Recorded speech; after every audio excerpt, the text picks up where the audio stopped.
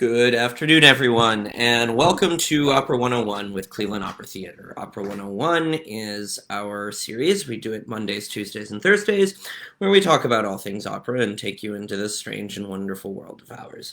In honor of this week, where we are talking about Rigoletto, I thought we would tie it into some things we talked about last week with Aida and moving into Verdi's later period. One of the things we talked about was how Verdi, like a lot of opera composers at the time, was moving away from the tradition of the number opera, where you'd have a number recitativo, a number recitativo, etc., etc.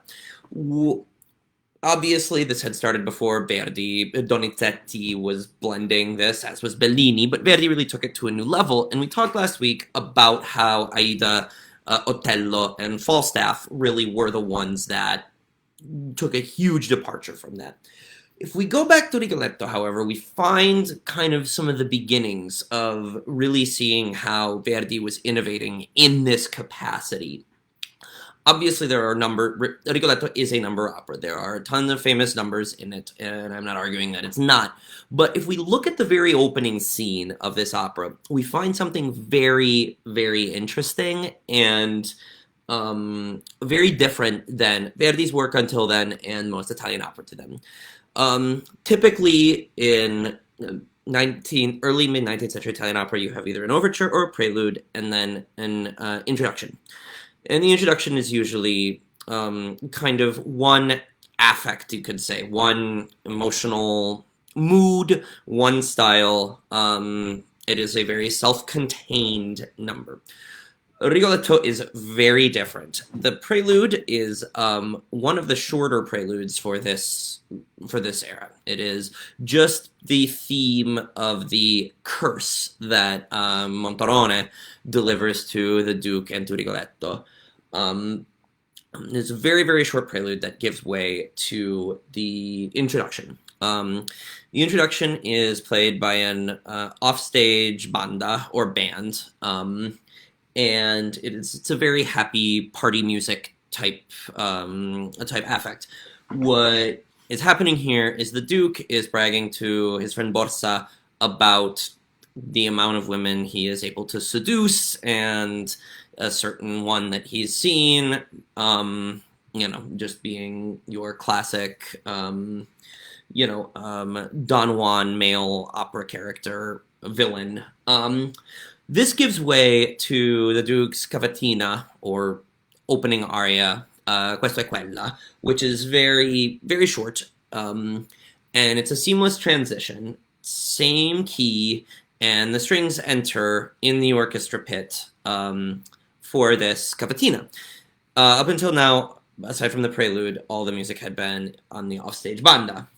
The cavatina, Questa o Quella, it gives way directly to the duet where the Duke tries to seduce the Contessa Ceprano.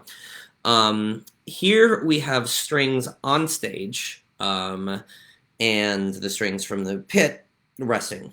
So immediately, within the first few minutes, you have an offstage band, a little bit of playing in the pit, and an onstage string ensemble. Parallels you could draw are the Act 1 finale of Don Giovanni, where you have the three different orchestras on stage, which is very fitting, because the Duke is acting a lot like Don Giovanni. He is being a total Don Juan, treating women totally inappropriately, and just trying to seduce for the point of conquests. So we have this minuet, and then we go back to the fast music. Rigoletto enters and kind of makes fun of the Count Ceprano for the Duke, seducing his wife. Then we keep in this mood where Marullo shows up and starts taunting Rigoletto for having a lover. From this, what Marullo does not know is that the lover is actually Gilda, Rigoletto's daughter.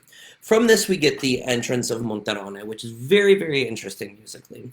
We've already set up a bunch of different musical moods in this one number, and immediately we are given the classic diminished chord entrance of Monterone, who is the foreboding old character. His daughter had been seduced by the Duke, and he vows revenge. Rigoletto kind of makes fun of him for not being able to save his daughter from the Duke. So Monterone curses Rigoletto and the Duke. We all know the story. Rigoletto is scared by this because he thinks there might be powers. So what you get here is a return to the theme of the prelude.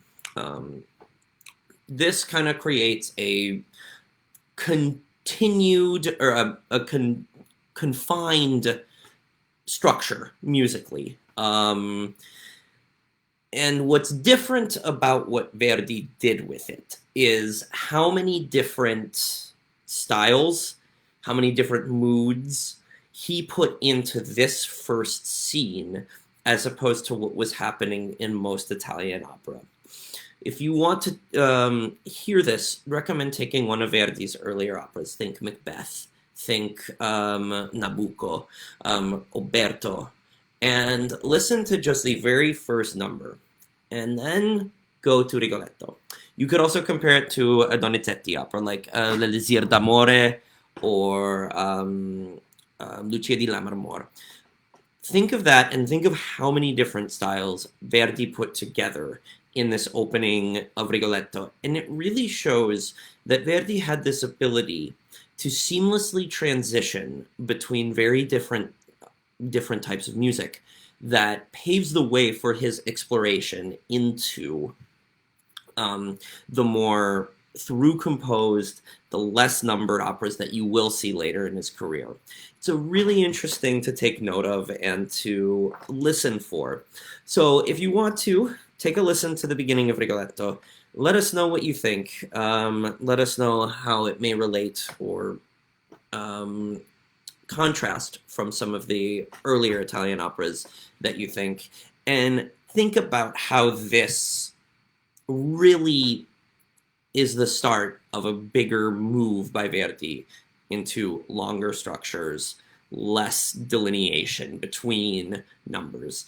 And I think you'll find it very, very interesting, and it really shows how much of a compositional master Verdi really was.